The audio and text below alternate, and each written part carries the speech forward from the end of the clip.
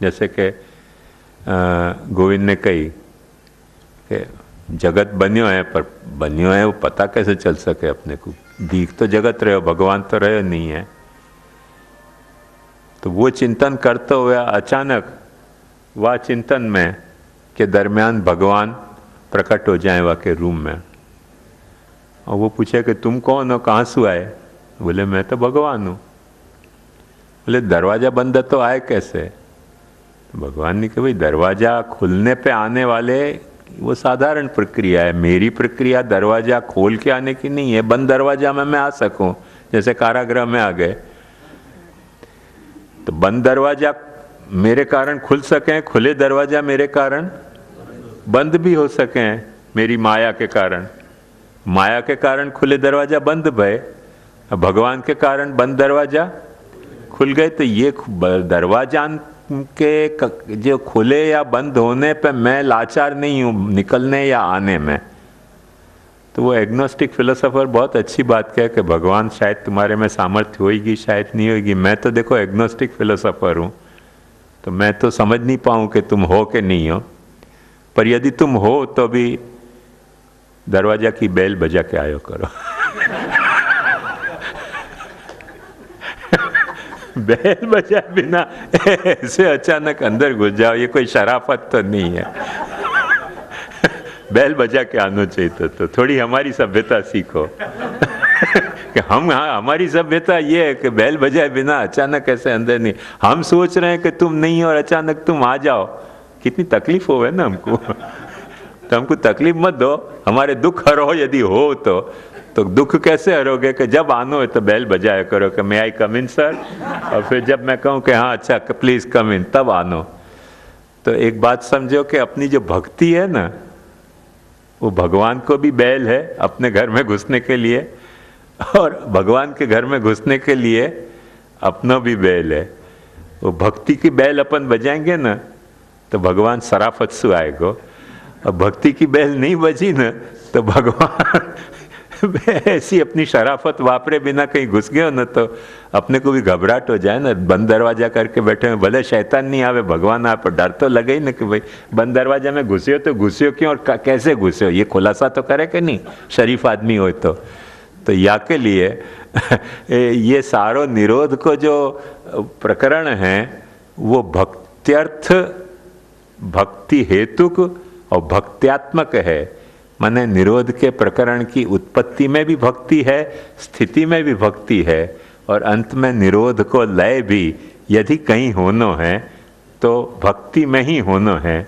भक्ति की कुछ एक ऐसी असाधारण महत्ता है, और वो महत्ता संभलेगी कब कि जब अपन भगवान के साथ शराफत से पेश आवें और भगवान अपने साथ शराफत से पेश आवें। तो भगवान की अपने प्रति शराफत है, वो क्या है कि वो भक्त्यर्थ हैं, वो अपने को कन्वे करें, और अपनी शराफत जो है वो भगवान के प्रति क्या है कि अपन भगवदर्थ हैं ये कन्वे करें आत्मनिवेदन के द्वारा।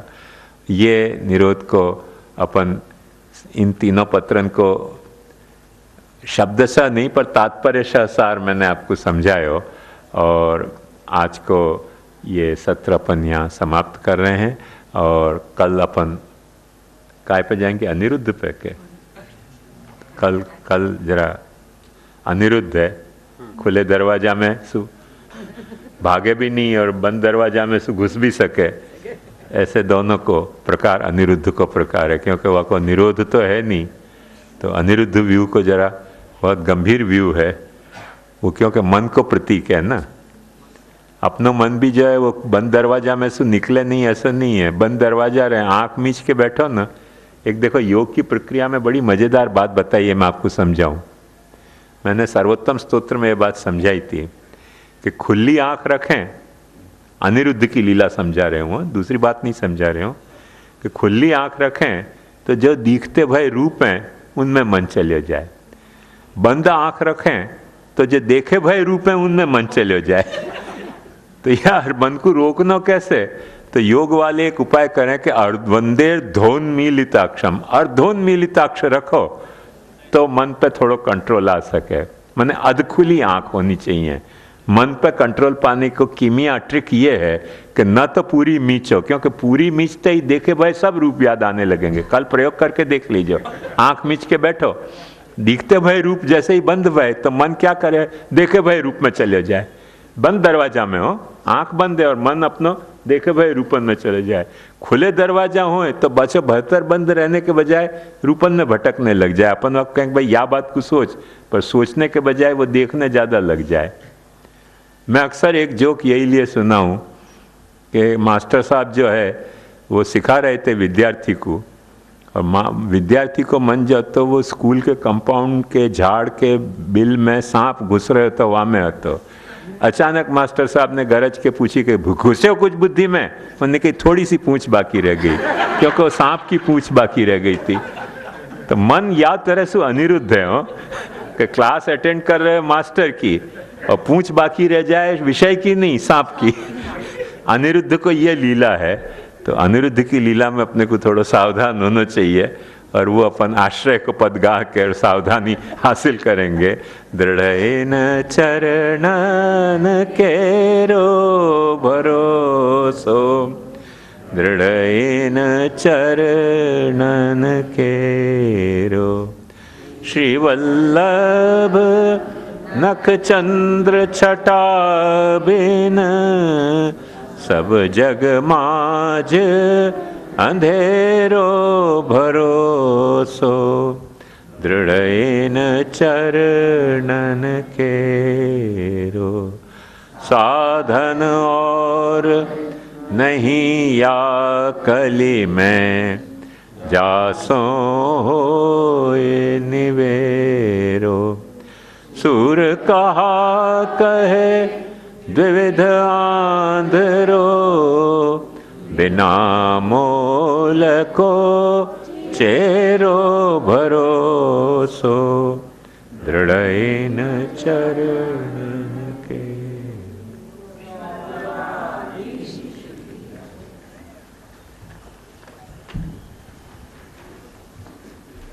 रहे हूं कि अपनी अहंता ममता को वो जो बीज हैं, मूल हैं, उनको उखाड़े नहीं है, उनको डाइल्यूट करे है, उनको अपने अनुरूप बनावे है। तो जो लौकिक ममता है, जो वैदिक ममता है, वही ममता को या तरह से डाइल्यूट करे कि वो वाकु चाहने में अपने को आड़े आनी बंद हो जाए। याली अपन जा वक्त कृष्ण को अपन यो कहें कि दासो हम कृष्ण था, तो अपनी अहंता ऐसी नहीं रह गई कठोर कि जो कृष्ण के दास होने में अपने को आड़े आवे। अपन जा वक्त श्री कृष्ण शरणम मम कहें तो कृष्ण में अपनी ममता प्रकट कर रहे हैं, और वो ममता जो है वो ऐसी ममता नहीं है कि कृष्ण को मेरो मानने में अपने को अपनी ममता आड़े आवे। वो उतनी डाइल्यूट हो जाए कि अपन कृष्ण को भी मेरो कह सके हैं, कृष्ण को मैं दास हूँ ये भी कह सकें, कृष्ण को मैं सखा हूँ ये कह सकें, कृष्ण की मैं माँ हूँ ये कह सकें, कृष्ण की मैं प्रेमिका हूँ कह सकें, कृष्ण को मैं गुरु हूँ कह सकें, कृष्ण को मैं शिष्य हूँ कह सकें, भाई हूँ कह सकें। अब ये जो अहंता ममता जो कृष्ण के साथ जुड़ रही है, वो यद्यपि रॉ मटेरियल के लेवल पे लौकिकी अहंता ममता ही है, वाकु वेद ने रिफाइन करी अपने काम के लिए, धर्म के लिए, और यहाँ निरोध लीला में वो धर्मी कृष्ण जो है वो अपने काम के लिए वाकु रिफाइन करे है। तो अपने जो अहंता ममता को एक आधिदैविक, वो यदि वेद के द्वारा जो रिफाइनमेंट है अहंता ममता को वाकु अपन आध्यात्मिक स्पिरिचुअल कहते हों, तो पुरुषोत्तम की निरोध लीला के द्वारा अपनी लौकिक अहंता ममता को आधिदैविक रिफाइनमेंट हो रहे है। या बात को मूल में समझना चाहिए। जाको अपन निरोध निरोध निरोध कह रहे हैं, वो निरोध एकदम सरल शब्द में ये बात है कि अपनी अहंता ममता को आधिदैविक रिफाइनमेंट। जैसे बाजार से अपन कोई चीज लाए, समझो आटा लाए, वह आटा को अपन ने गूंथ के और रोटी बनाई, तो वो अपन ने वाको रिफाइनमेंट किया ना। आटा लाए हैं बाजार से और वाकू पानी में गूंथ के रोटी बनाई, वो रिफाइनमेंट अपन ने कियो। बाजार से लाए अपन कपड़ा, वाकू अपन ने माप को अपनी जो डिज़ाइन अपने को फिट हुए वह तरह से वह कपड़ा को सिवायो, वह कपड़ा को अपन ने रिफाइनमेंट कियो। कपड़ा बाजार से आयो है और सिवायो है अपन ने अपने मापसू, अपने टेस्ट सु।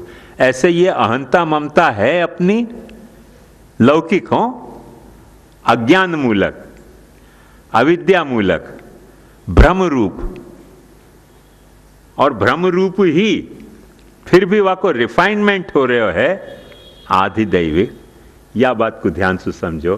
तो आखिर निरोध लीला को एक ये पहलू अपने को बहुत समझना जरूरी है कि आखिर निरोध लीला अपनी जो लौकिक अहंता ममता हैं, अपनी जो वैदिक अहंता ममता हैं, वाकु पुरुषोत्तम के जो आधिदैविकता है वाके अनुरूप अपन वाकु रिफाइन कर रहे हैं। रिफाइन कमेंट को जैसे कोहिनूर अपन खान सुलाए तो वो कुछ और ढंग को होगा, और घड़ घड़ा के तराश के वाकु मुकुट में जड़ने लायक बनाए वो वाको रिफाइनमेंट हो गए।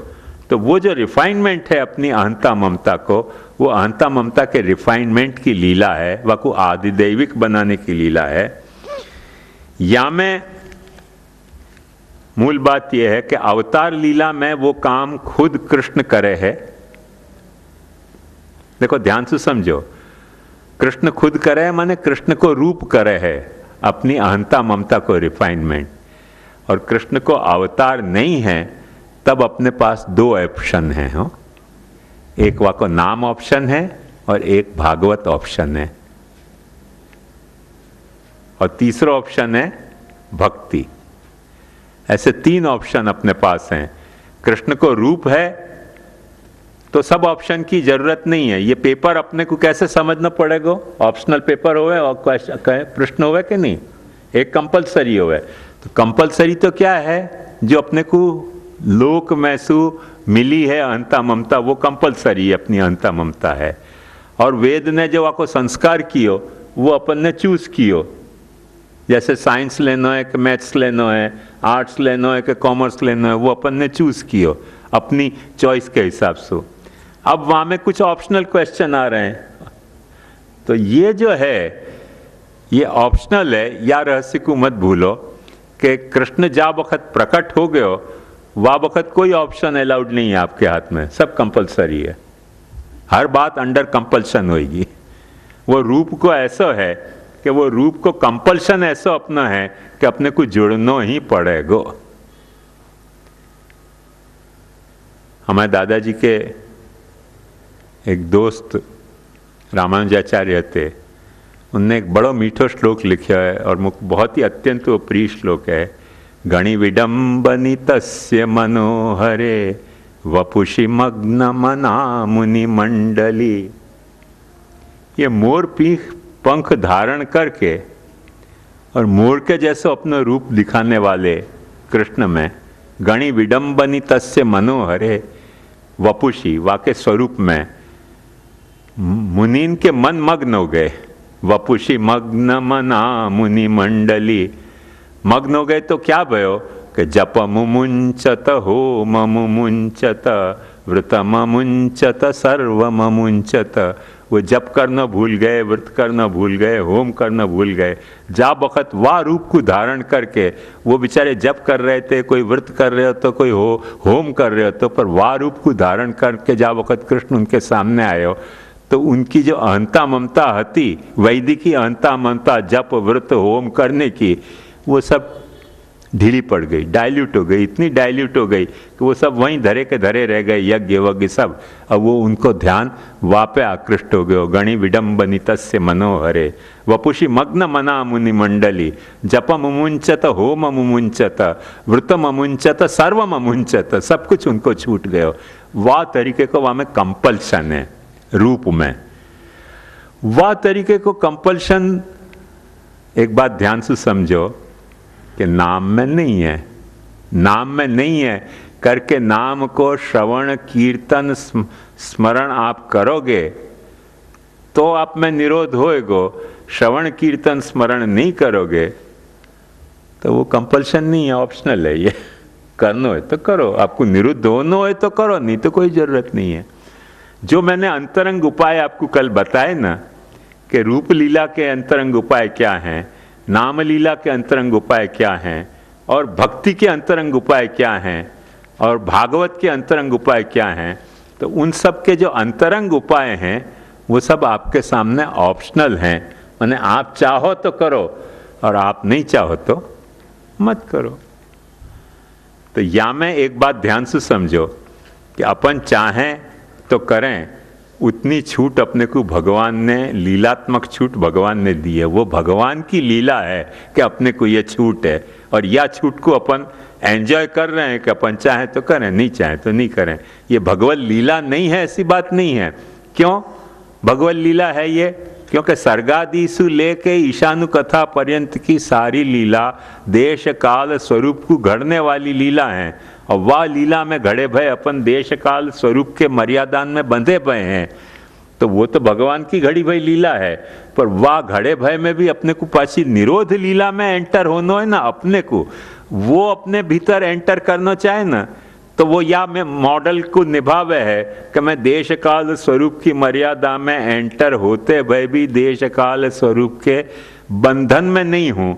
और अपन जब वह की निरोध लीला में एंटर होना चाहें नाम के माध्यम से, भागवत के माध्यम से, या भगवत लीला के भक्ति के माध्यम से, तो वहाँ में कुछ देश काल स्वरूप की मर्यादाएं अपने को बांध रही हैं, क्योंकि अपन वासु मुक्त नहीं हो सकें। अपन वासु मुक्त नहीं हो सकें, या लिए महाप्रभु जी ने भागवत की प्रत्येक लीला को शास्त्रार्थ लिखो है। क्योंकि शास्त्रार्थ कब हुए? कर्तव्य को निर्देश। शास्त्रार्थ का मतलब कर्तव्य को निर्देश। कर्तव्य को निर्देश कब दिया जा सके? जब आपके सामने यह ऑप्शनल होवे कोई चीज, तो कि आपको करना हो तो करो, नहीं करना हो तो मत करो, तब तो कर्तव्य उपदेश दिया जा सके। यदि कंपलसरी आपको कुछ करना ही है तो उपदेश देने की क्या जरूरत है? वो तो करना ही, कर ही रहे हो आप। जैसे मैं आपको ऐसे उपदेश नहीं दे सकूं कि भाई आप बैठे हुए हो तो थोड़ी सांस लीजिए हो, क्यों नहीं दे सकूं? अरे सांस लेना कंपलसरी है, सांस लिए बिना आप जी बैठ कैसे सकोगे? वाको उपदेश नहीं दिया जा सके। उपदेश में काय को दे सकूं कि सो मत जाइए प्रवचन सुनते सुनते प्रवचन सुनियो, तो ये आपको कर्तव्य को उपदेश दे सकूं मैं। पर समझो कि नींद इतनी तेज आती होए कि जहाँ पे आपको बस नहीं चलते हो, नींद को बस चलते हो, तो मैं कहूँ कि मत सो जाइयो, तो मैं मत कहियो सो जाइयो कहूँ, तब तक आप सो जाओगे। वो सुनने कौन? तुम्हारे कच्ची में कहे होते सुने से वीरानी वाला तो सुने कौन वाकू? कौन सुने वाकू? जो नींद आ रही हो तो ये एक रहस्य है वाको कि जो कर्तव्योपदेश है वो कब कहा जा सके? कि जब बात अपने हाथ में होए। तो अभी आपको मैं जैसे ऐसे कहूं कि उड़ो, तो उपदेश दिया जा सके? क्यों नहीं दिया जा सके? क्योंकि पंख नहीं है। तो जो आपसे संभव नहीं है वाको उपदेश नहीं दिया जा सके, और जो आप ऑलरेडी कर रहे हो कंपलसरी, वाको उपदेश देने की जरूरत ही नहीं है। जैसे मैं आपको यूँ नहीं कह सकूं कि भाई भूतल पे ही रही हो। भूतल पे तो कंपलसरी है ना, सब लोग भूतल पे नहीं रहेंगे तो रहेंगे कहाँ? अपन कोई को उपदेश है कि भूतल पे बिराजो, भूतल पे ही तो बिराजेंगे ना, और कहाँ बिराजेंगे? अधर आकाश में तो कोई बिराज नहीं सके। तो वाको उपदेश नहीं दिया जा सके। उपदेश वाको दिया जा सके जो करने की अथवा नहीं करने की, अथवा गड़बड़ ढंग से करने की भी आपको फ्रीडम जहाँ है।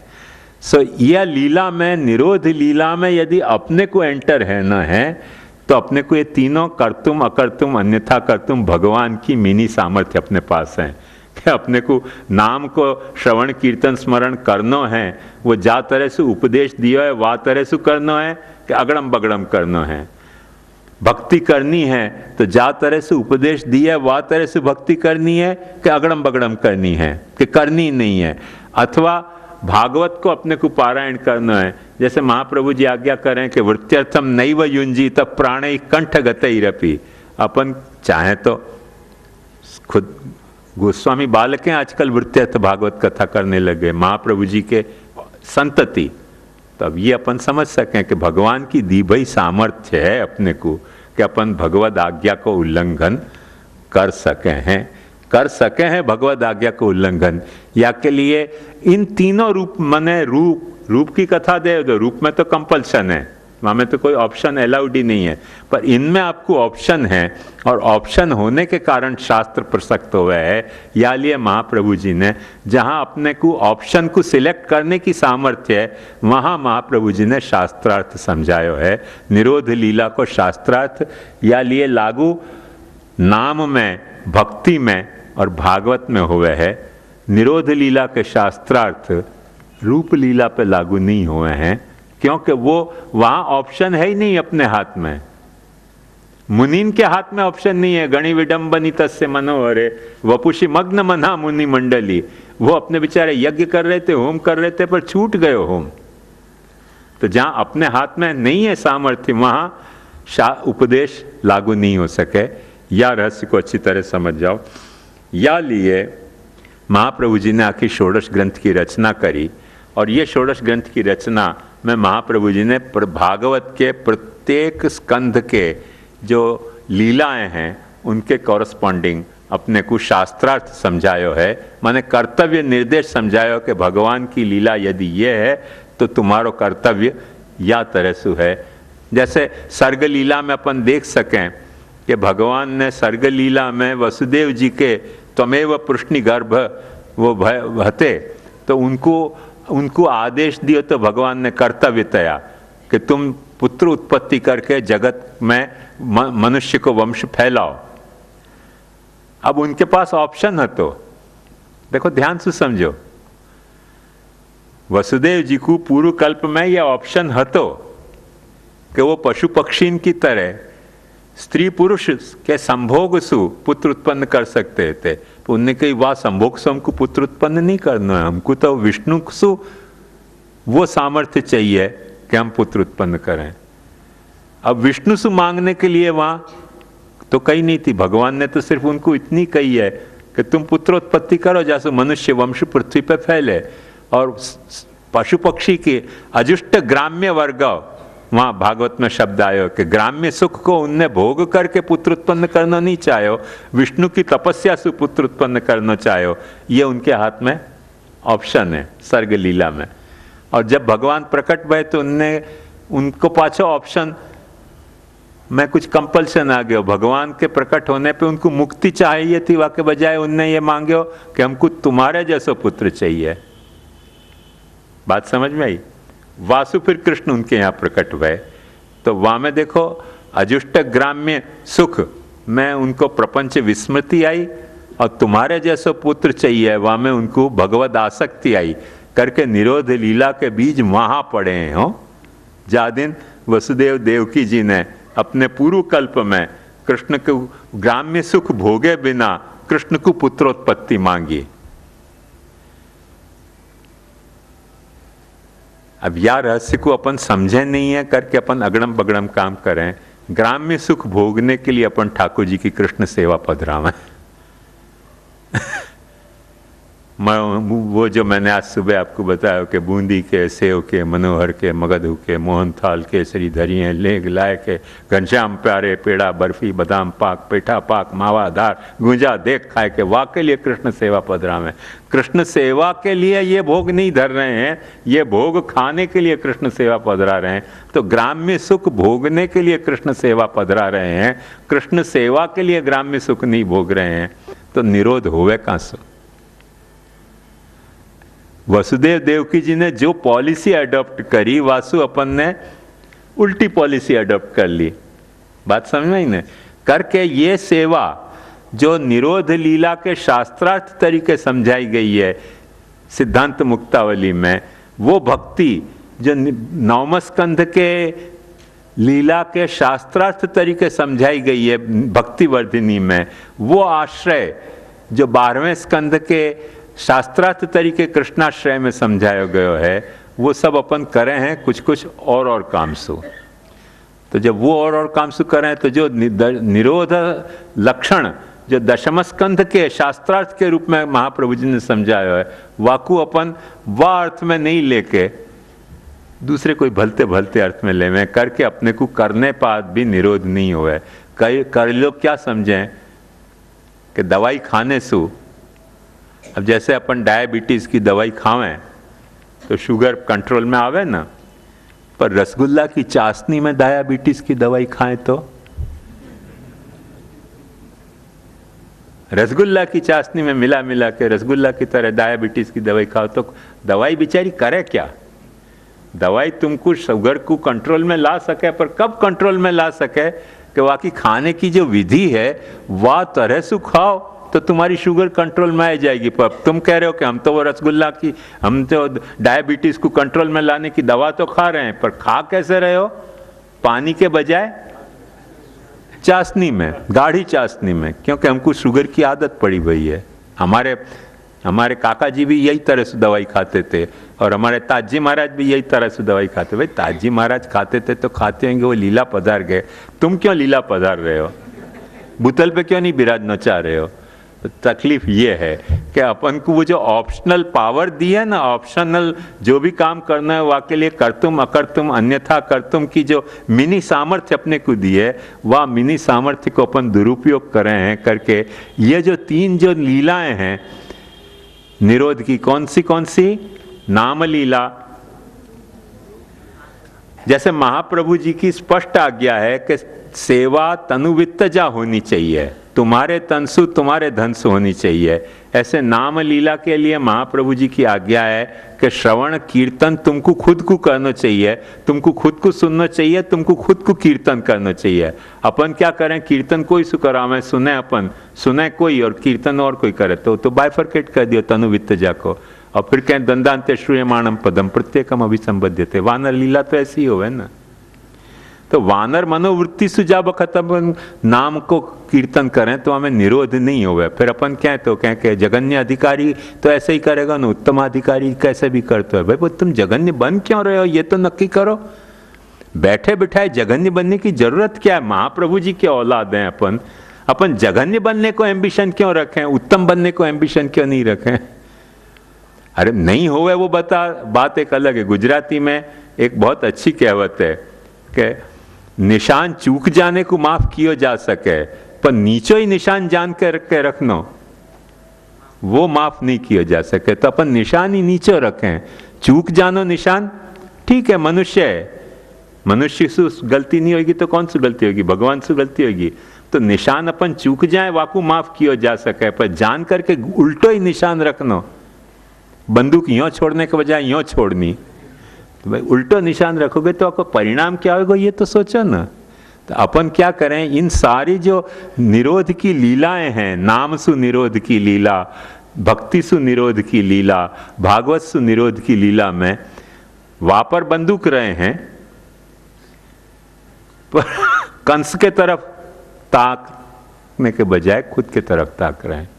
और जा दिन वो ट्रिगर दबियो नहीं, वह दिन मरेगो कंस नहीं, मरेंगे अपन, क्योंकि अपन ने वो नाली अपने तरफ रख दी ना। भाई वो कंस के तरफ रखनी चाहिए थी, वो तो रखना भूल गए। अपन ने बस एक समझ लियो कि हाथ में बंदूक आ गई ना, दबाओ घोड़ा। अरे दबाओ घोड़ा, पर नाली कौन से तरफ है ये तो देखो कि नहीं। तो वो जो अपने को बचाने के लिए बात आई थी, वो अब अपने को मारने के लिए बात आ गई। ये बात महाप्रभु जी ने शिक्षा श्लोकी में कही कि यदा बहिर्मुखायूयम भविष्यथ कथंचन तदा काल प्रवाहस्था देह चित्ता दयोप्युत सर्वथा भक्षयन्ति। ये बंदूक में तुम्हारे हाथ में थमा रहे हूं, पर या को कंस के तरफ ताकियो, खुद के तरफ मत ताकियो। तुम खुद के तरफ ताक रहे हो तो राम नाम सत्य, सत्य बोलो गत्य, और क्या हो सके। ये ऑप्शनल होने के कारण यहाँ में छूट है, वहां छूट नहीं है। वहां क्यों के छूट नहीं? क्योंकि रूप को कंपल्शन इतना जबरदस्त कंपल्शन है कि तुम भागना चाहो तो नहीं भाग सको। या के लिए बहुत सुंदर एक मैंने संस्कृत में पद्य है, वो पता नहीं कौन से पुराण की लीला को है, पर ऐसे कहा जाए कि नारद जी भक्ति के जो आचार्य हैं वो व्रज पधारे, और व्रज पधार के और उनने देखियो कि एक गोपी जो है वो यमुना जी के किनारे पे एक घड़ा पे ध्यान धारणा समाधि लगा के बैठी हुई है। नारद जी को आश्चर्य भयो कि जा गोपी को हम भक्ति को प्रवर्तक माने, वो एक घड़ा की ध्यान धारणा समाधि क्यों कर रही है?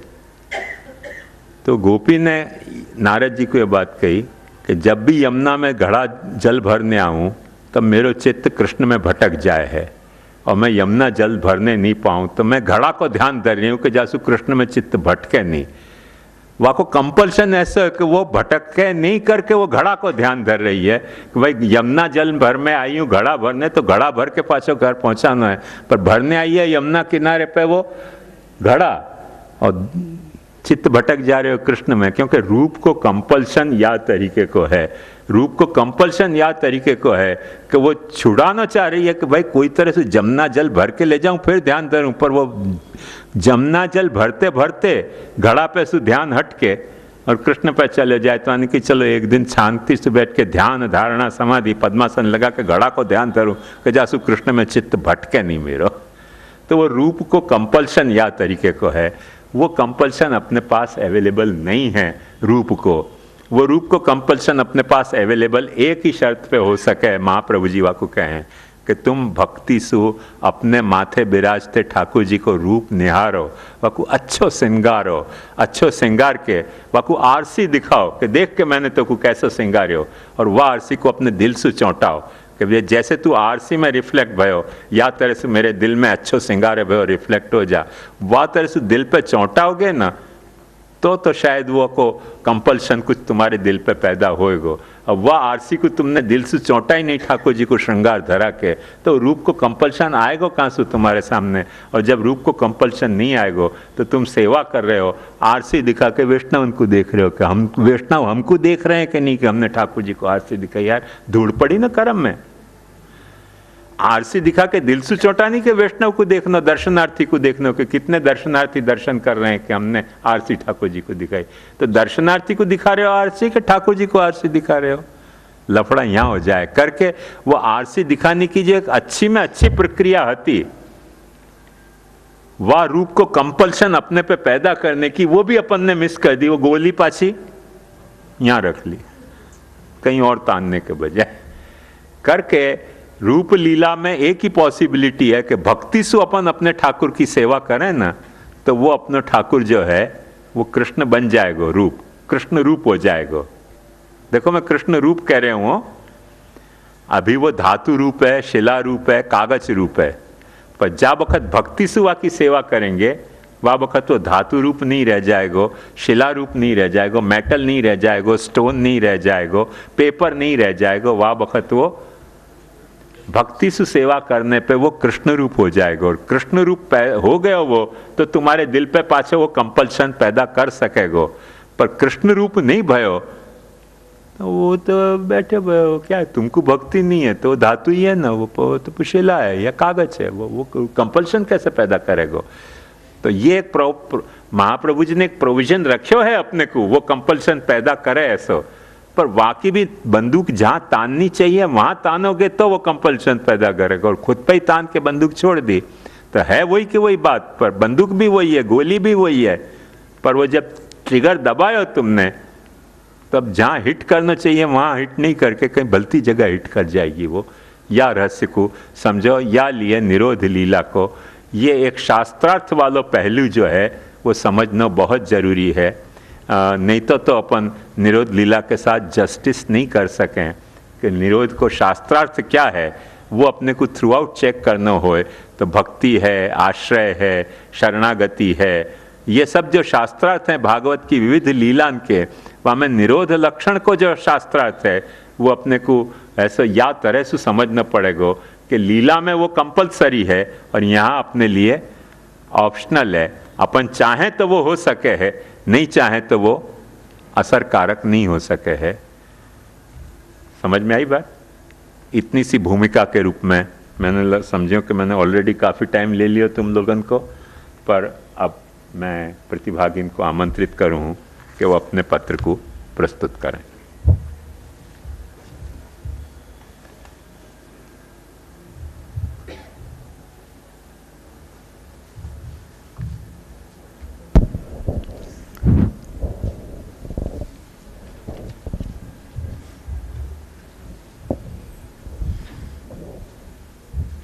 महाप्रभु जी, गोपीनाथ प्रभु चरण, गोसाई जी परम दयाल एवं पूज्य गुरुदेव के चरणारविंद में दंडवत कर मुझे दिए गए विषय का आलेख पत्र प्रस्तुत कर रहा हूँ। दसम स्कंद की निरोध लीला के अंतर्गत जन्म प्रकरण 4 अध्यायों का है। चतुर्थ अध्याय का अर्थ माया नाट्यन कापट्य लीला है। इस अध्याय में माया के कार्य का निरूपण है। चतुर्थ अध्याय में अनिरुद्ध व्यूह का प्रागट्य है। जो किसी से रोका नहीं जावे वही अनिरुद्ध है, और जो किसी से नहीं रुकता वही धर्म की रक्षा कर सकता है। अतः अनिरुद्ध व्यूह का प्रागट्य जन्म प्रकरण के साथ संगति दर्शाने वाला है। अध्यायार्थ देवकी जी को यह जानकारी थी कि मूलतः यह अष्टम गर्भ नहीं है, फिर भी कंस के समक्ष दीनता और रुदन कर यही दर्शाया कि यही अष्टम गर्भ है। यह भी माया का नाट्य है। यह अध्यायार्थ माया नाटन कापट्य प्रकट हो रहा है। माया नाट्य निरोध लीला के अंतर्गत जन्म प्रकरण के 46 श्लोकों वाले चतुर्थाध्याय में भगवान की शक्ति रूपा योग माया का नाट्य प्रमुखतया प्रतिपाद्य विषय है। दशमानवकर्णिका कि इस चतुर्थाध्याय की अनुक्रमणिका के बिंदु संख्या 1 श्री कृष्ण की अनुजा कन्या के रूप में होने वाली योग माया के मारण प्रयास की कथा का निरूपण श्लोक संख्या 1 से 9 तक में किया गया है, जिसके प्रथम श्लोक में वसुदेव जी के लौट आने पर नगर के बाहरी और भीतरी दरवाजे अपने आप पहले की तरह बंद हो गए। इसके बाद नवजात शिशु के रोने की ध्वनि सुनकर द्वारपालों की नींद टूटी। यहाँ माया को नाट्य है जो कि अध्यायार्थ की इंगित कर रहा है। द्वितीय श्लोक में द्वारपालों ने जाकर भोजराज कंस को देवकी के संतान होने की बात कही। कंस तो बड़ी आकुलता और घबराहट के साथ उसी बात की प्रतीक्षा कर रहा था। तृतीय श्लोक में कंस द्वारा द्वारपालों की बात सुनते ही झटपट पलंग से खड़ा हुआ और बड़ी शीघ्रता से सूतिका गृह की ओर झपटा, क्योंकि वह यह सोचकर विवल हो रहा था इस बार तो मेरे काल का ही जन्म हुआ है। यही कारण रहा कि उसको इस बात का भी ध्यान नहीं रहा कि उसके बाल बिखरे हुए हैं। रास्ते में वह कई जगह लड़खड़ाकर गिरते गिरते भी बचा। चतुर्थ श्लोक में कंस के बंदी गृह में पहुंचने पर सती देवकी ने बड़े दुख और करुणा के साथ अपने भाई कंस से कहा, मेरे हितैषी भाई, यह कन्या तो तुम्हारी पुत्रवधू के समान है, स्त्री जाति की है, तुम्हें स्त्री की हत्या कदापि नहीं करनी चाहिए। पंचम श्लोक में देवकी जी ने कहा कि भैया, तुमने देववश मेरे बहुत से अग्नि के समान तेजस्वी बालक मार डाले, अब केवल यही एक कन्या बची है, इसे तुम मुझे दे दो। षष्ठ श्लोक में देवकी जी ने कहा कि मैं अवश्य ही तुम्हारी छोटी बहन हूँ, मेरे बहुत से बच्चे मर गए हैं, इसलिए मैं अत्यंत दीन हूँ। मेरे प्यारे भाई और समर्थ भाई, तुम मुझ मंदभागिनी को यह अंतिम संतान अवश्य दे दो। सप्तम श्लोक में श्री सुखदेव जी ने परीक्षित को संबोधित कर कहा कि देवकी जी ने कन्या को अपनी गोद में छिपाकर अत्यंत दीनता के साथ रोते रोते याचना की, परंतु कंस बड़ा दुष्ट था। उसने देवकी जी को झिड़ककर उनके हाथ से वह कन्या छीन ली। अष्टम श्लोक में कंस ने उस नवजात नन्ही सी भांजी के पैर पकड़कर जोर से चट्टान पर दे मारा, क्योंकि स्वार्थ ने उसके हृदय से सौहार्द को समूल उखाड़ कर फेंका था। उपरोक्त इन श्लोकों में तात्पर्य निरोधी है। केवल इस दुष्टता के कारण प्रभु को कंस में द्वेष जनित रूप से निरुद्ध होना है। यही इन श्लोकों में स्कंदार्थ है। बुद्धि प्रेरक कृष्णस्तु पाद पद्मम प्रतिषिधतु। नवम श्लोक में श्री कृष्ण की वह छोटी बहन साधारण कन्या तो थी नहीं, देवी थी। कंस के हाथ से छूटकर तुरंत आकाश में चली गई और अपने बड़े बड़े 8 हाथों में आयुध लिए हुए भीग पड़ी। पुरुषोत्तम सहस्त्र नाम स्तोत्र के साथ संगति में माया व्यत्यय कारक है। प्रभु के प्रागट्य के समक्ष जैसे सभी बंधन एवं दरवाजे आदि सभी खुल गए थे, वैसे वसुदेव जी जब गोकुल से लौट कर आए तब नगर के बाहरी एवं भीतरी दरवाजे अपने आप बंद हो गए। ये कार्य भी माया द्वारा ही संपन्न हुआ। दूसरा नाम जब महाप्रभु जी प्रकट कर रहे हैं, ज्ञान मोहित दुष्टेश है।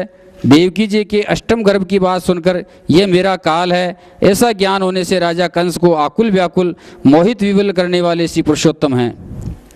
महाप्रभु जी के उपदेश में शास्त्रार्थ में ऐसे आए हुए षोडश ग्रंथांतर्गत सिद्धांत मुक्तावली में भी महाप्रभु जी ने जगत रूप ब्रह्म के निरूपण में अन्य वादियों के मत को बताते हुए मायकम सगुणम कार्यम स्वतंत्रम चेतन एकदा में कोई जगत को माया सु प्रकट बतावे हैं। यहाँ माया को कार्य बताया गया है, जबकि मूल में तो जगत भी ब्रह्मात्मा की है। माया भी ब्रह्म की शक्ति होने के कारण आखिर जगत रूप ब्रह्म सु ही प्रागट्य अभिप्रेत है। पुष्टि प्रवाह मर्यादा के अंतर्गत भी दुर्गास्ते भगवत प्रोक्ता आप श्री आज्ञा कर रहे हैं। संन्यास निर्णय में भी श्लोक 19 में हरि अत्र न शक्नोति कर्तुम बाधाम कुतो परे में भी हरि सर्व दुख हरता है, सो यहाँ मार्ग में ईश्वर होई पे वो बाधा करने को समर्थ हो ही नहीं है। क्यों जो जा को जैसो स्वरूप है ताको तेसो ज्ञान ईश्वर को ही है, ऐसो प्रभु जानत हैं। इतो एक क्रम है अपनो। बहुत सुंदर।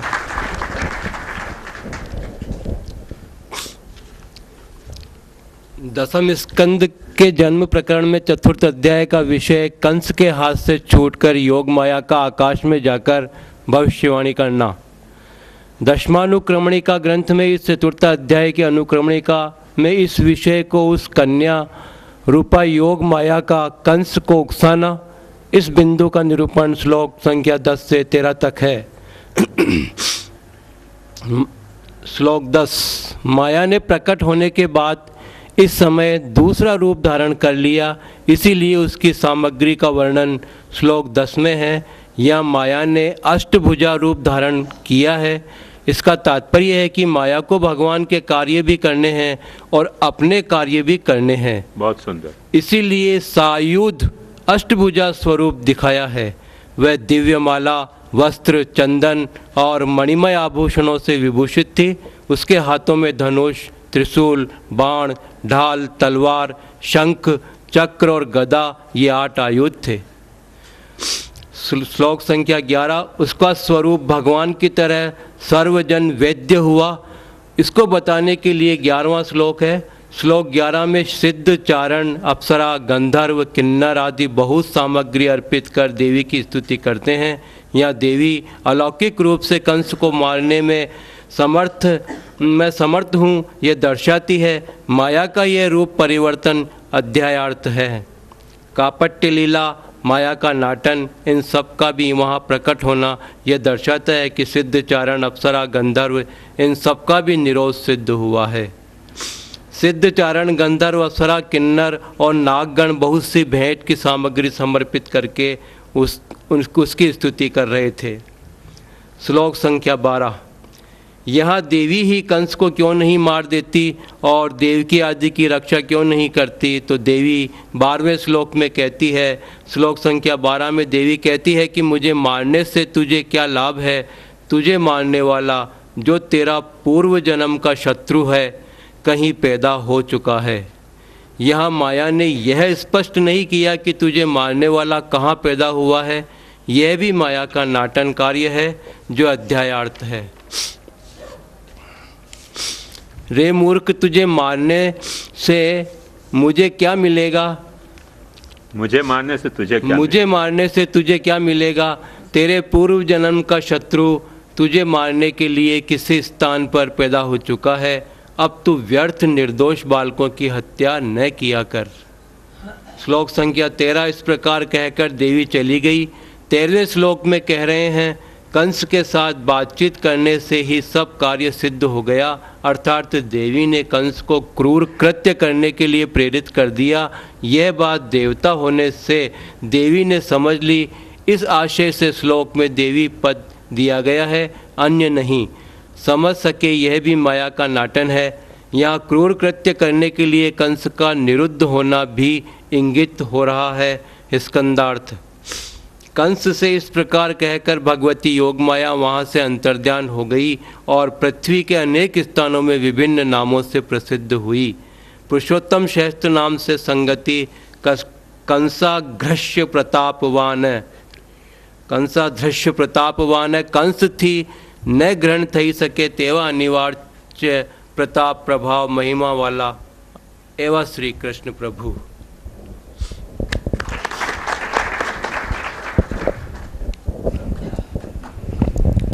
दशम स्कंद के जन्म प्रकरण अंतर्गत प्रभु के अनिरुद्ध व्यूह का प्राकट्य माया नाट्य हेतु यहाँ वर्णित है।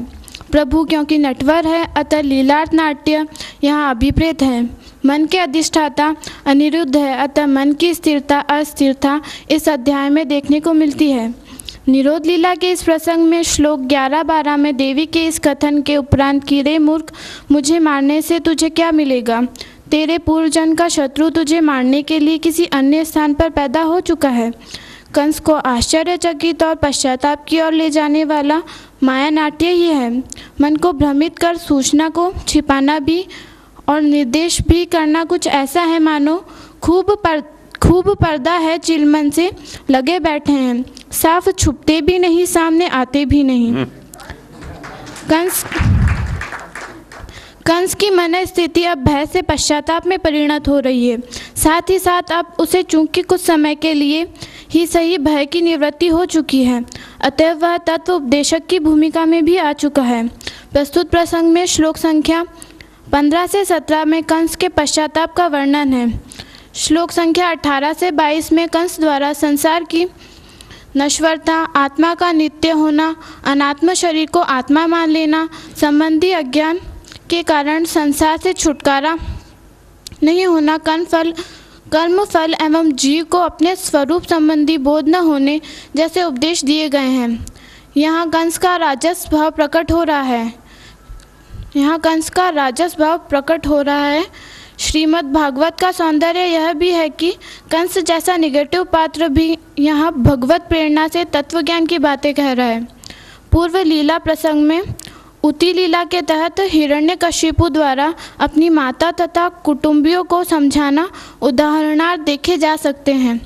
लीलार्थ माया नाट्य के क्रम में देवकी जी द्वारा कंस को क्षमा करना एवं वसुदेव जी द्वारा कंस की बातों का समर्थन श्लोक संख्या 25 से 27 में वर्णित है। यहाँ वसुदेव देवकी जी का सात्विक गुण प्रकट हो रहा है। कंस का यह पश्चाताप तत्व ज्ञान एक राजस भाव ही है। प्रभु को हृदय में धारण करने वाले वसुदेव जी एवं गर्भ में धारण करने वाली देवकी जी के सामने रहने तक ही यह भाव रहा। सामने से हटते ही पुनः द्वेष भाव ने उसके अनिरुद्ध मन में स्थान बना लिया, क्योंकि प्रभु उसे द्वेष भाव से ही निरुद्ध करना चाहते थे। श्री महाप्रभु जी पुरुषोत्तम सहस्रनाम में आज्ञा करते हैं, ज्ञान मोहित दुष्टेश। देवकी जी के अष्टम पुत्र का काल स्वरूप का ज्ञान दुष्टेश कंस को देकर मोहित करने वाले, और उसी मोह के कारण कंस कहता है, हे मारी लाडली बहन बहनोई, मैं बड़ो पापी हूँ। राक्षस जान खुद का बच्चा ने मार देवे, ब्यानी में थाका नरा टाबरा ने मार दियो। मैं तो दुष्ट हूँ कि दया को तो मारे मायने कोई अंश ही कोनी, पतो कोनी मैंने किसो नरक में जानो पड़ी। सच्ची में तो मैं ब्रह्मघाती रे समान जीव तो मुर्दो हूँ। लोग अटे तो भगवान भी झूठ बोलवा लग गया। कैसी कैसी गाय चराई। हाँ।